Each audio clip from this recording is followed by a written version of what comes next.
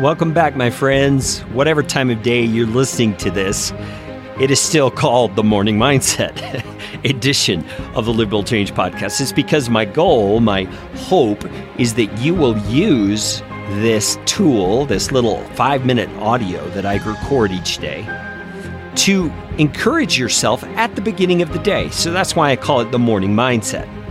I'm hopeful that you will find this useful, find this to be a good tool for yourself in encouraging yourself in the Lord and with the right mindset and approach to your day early in your day so that you can live the kind of day that you know you really need to. Now, lately, I've been looking at the life of Moses to draw out some observations and help for us in setting our minds right for each day. And yesterday, right at the tail end of the episode, we got to the section where Moses has discovered or encountered God out in the desert at a mountain called Horeb. And there's this bush that's burning, and God speaks to Moses from inside the bush. And he warns Moses. He says, "Don't come near, take your sandals off your feet, for the place on which you're standing is holy ground. I am the God of your father, the God of Abraham, the God of Isaac, and the God of Jacob."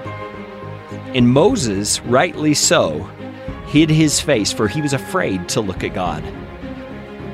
And I asked you right at the end of yesterday's episode, if you've truly pondered the reality and the significance of the reality that you are not holy, though God is holy. Have you let the weight of that soak into your soul and pondered what that really means for you as an individual? Moses' response here shows us how we are to respond, and I believe how we will respond if we encounter the living God in our sinful condition. Moses fell down on the ground. He hid his face. He was afraid to look at God because he recognized God is so much beyond us in terms of his purity, his holiness. He cannot bear our sin in a personal sense. And so, as we move toward God or desire to move toward God, we need some sort of remedy for that problem that we have, that we are sinners and God is holy.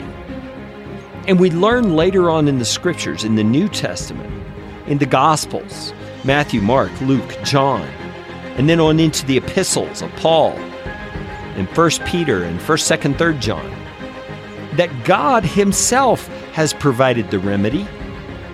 John 3:16 says, God so loved the world that he gave his one and only Son, so that whoever believes in him should not perish, but can have everlasting life. Should not perish, but can have everlasting life. Do you see the significance of that? God, in his mercy, has provided the way for us to deal with our problem of sin that separates us from God.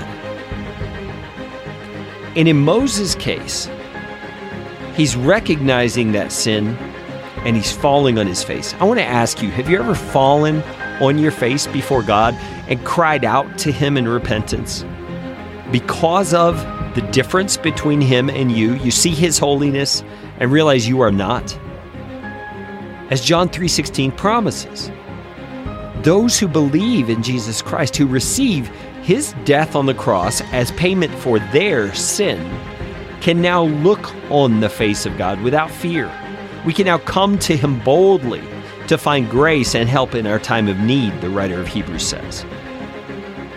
So if you have made that decision, if you have received that gift, I want to encourage you to rejoice in it anew today. And if you have not, would you do it today? Would you fall on your face before God and ask him for the gift of forgiveness? Let's talk more about Moses' story on tomorrow's Morning Mindset.